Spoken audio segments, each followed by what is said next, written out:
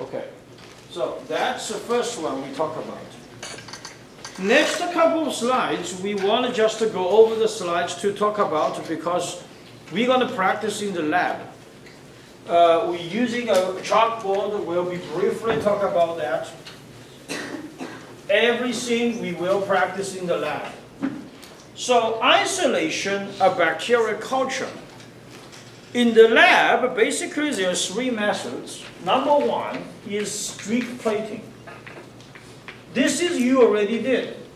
You get your single colony with 3 couch or 4 couch isolation.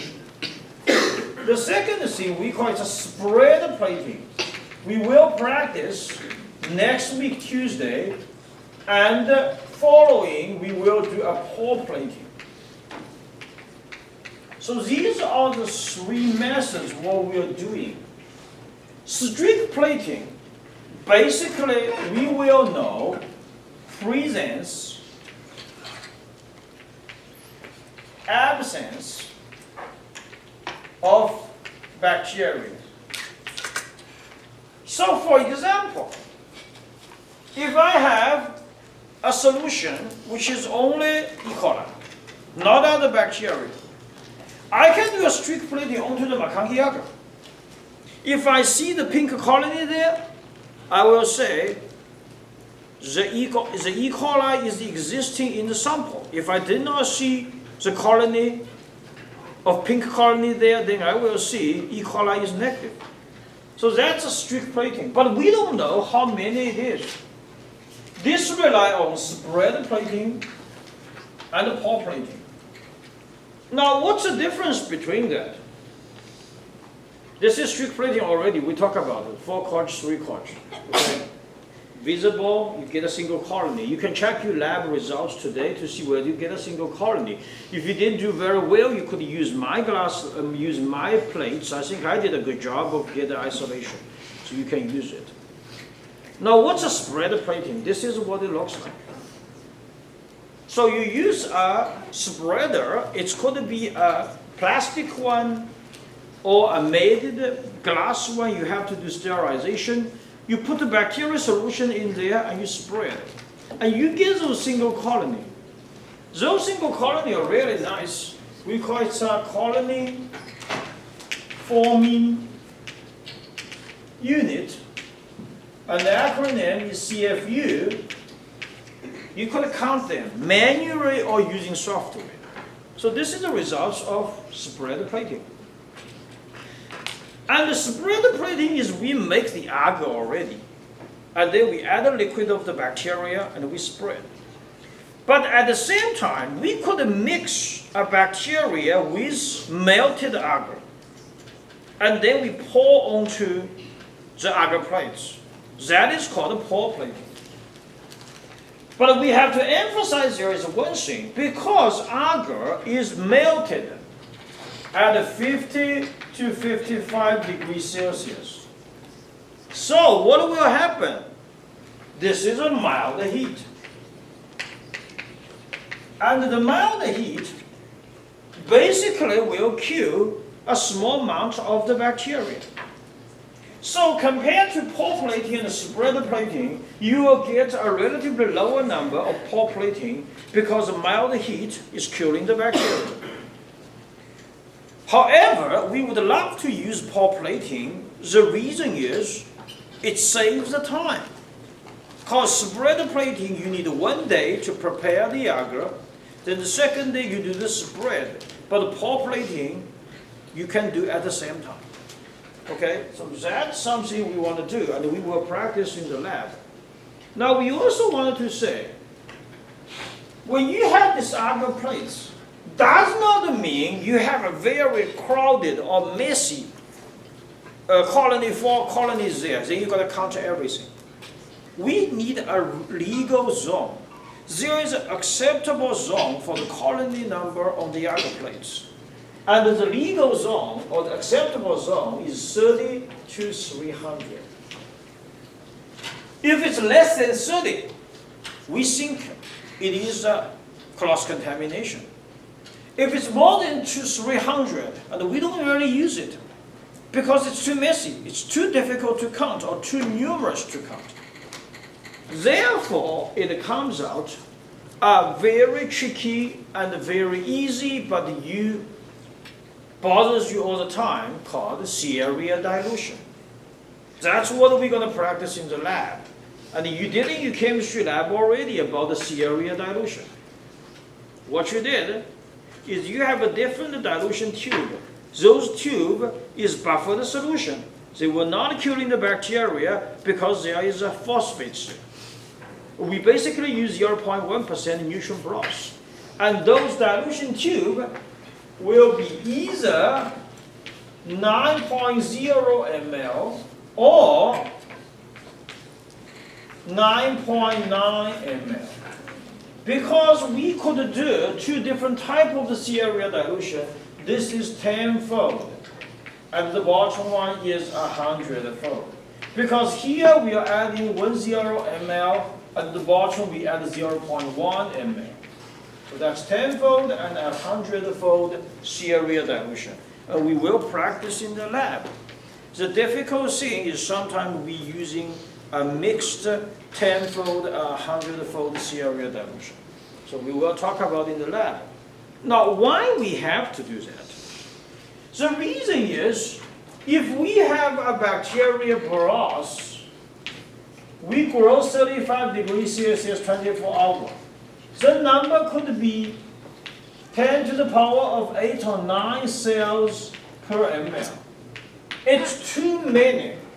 If you are adding 0.1 ml onto the agar surface, you can see basically it's 10 to the power of 7 to 8 cells per ml.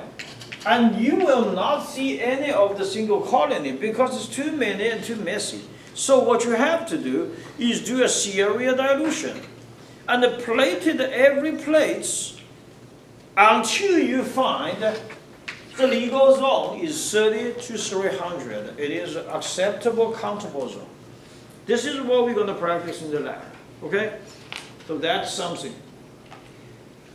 In the food industry, especially we are working with a beverage company, they can do a relatively quick but expensive method called spiral plating.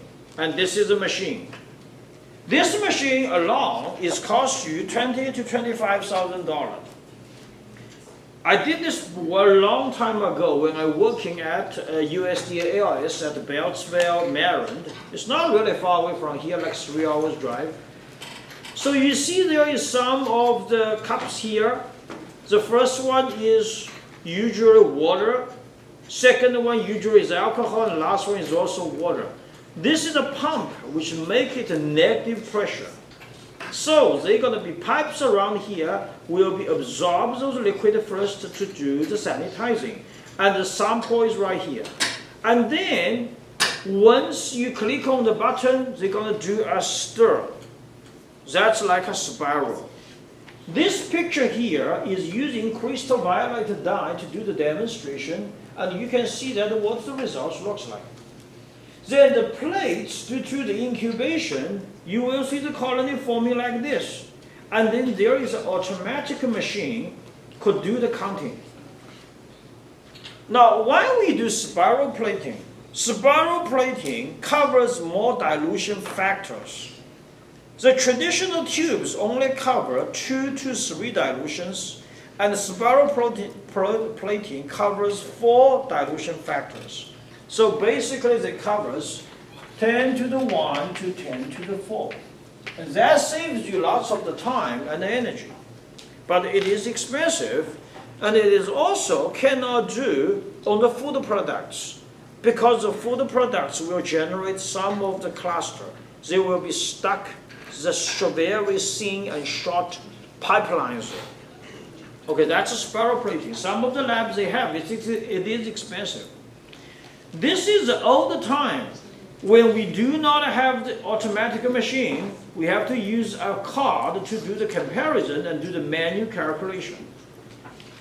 This slide is talk about the colony morphology on the agar plates.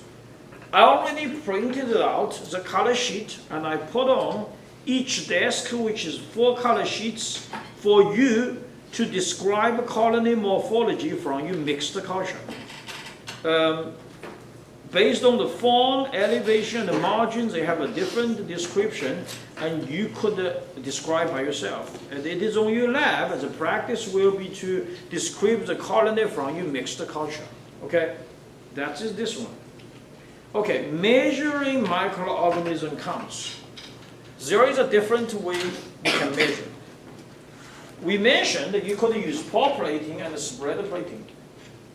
You'll get the colony and then you count it. But there is some other way we can do. What are the other way? This is very similar to you do the cell, blood cell. Remember, sometimes you're working biology lab, you're counting the blood cell. Okay, you get a blood saline solution and you count it. And this is called a very interesting chamber, and underneath microscope, so you count it. But what's the difference thing, what's a bad thing for this one? You see a lot of the bacteria there, but you don't know whether they're alive or dead. So if you use a counting chambers, you basically will know bacteria, but you don't know the live or dead. By using pore plating and spread plating, you can differentiate the live versus dead cell. That's a really good thing. Sometimes we want to get a quick results. What we do? Look at the turbidity of your tube, and we will mention in the lab. After you put the bacteria in the broth and you incubation, if bacteria is there, it will show turbidity. Then you use a color spectrometer or testing the wavelengths, and you see the absorbance. If the number is higher, which means it's more turbidity. If the number is lower, it's less turbidity. Certainly, they are correlated to the population of the bacteria, but again, we don't know whether they are alive or dead. Okay, that's a bad thing for these stuff. The last one is sometimes we could use a funnel to testing a bacteria. This is typical is testing bacteria from the drinking water. And we will know that the bacteria at the drinking water in the United States, especially for E. coli and the coliform, is zero tolerance. So how we tested? We put a membrane filter there. The membrane filter is 0.45 micrometer. This means most of the bacteria cannot passing through. Okay? Sorry, most of the bacteria will be passing through. So what happens? You go over there, and you take out this filter, you put on the agar plates, and you cover the incubation, you will see the colony. If you see colony looks like that, if it's from a drinking water sample, which means they failed the colonization, you cannot, it's undrinkable. Okay, there's viable counting methods, use a funnel and a membrane filter system. Use a membrane filtration system, we call it ISO grade. It's commercially available, also can testing fungi. And this is what I did about 16 years ago, when my first job is working in for the testing company in Seattle. Before I become a faculty in the university, I worked in the industry a little bit. This is what we do, is we have a pump, and we have these membrane filtration system, and we going through the tubes. And we're going to put the film there. The film we call the isograde sheet. And after the liquid going through the filter, we put them onto the agar plates, and then we do the incubation. If you see these colonies there, each of them indicate is a yeast or a mold. Now basically it's for the molds. So the membrane filtration system not only can testing bacterial amount in the water, they only can testing the molds in the food sample and also on the drinking water. Okay, so end up here, we gave you a very basic knowledge of the bacteria. That is the material for our exam 1. Now, I want you guys to do the practice question of these when you get a chance. There is one question you should look for, which is correlated for what we talk about, is the question 37. This is the agar I have not been mentioned is mannitol salt agar. We will do the practice in the lab later on. But this is a very good question for you to practice by yourself to see whether you understand differentiated media and selective media. So this is the first question I will talk about next week, Tuesday, when we do the review. Okay? So that's all I have today.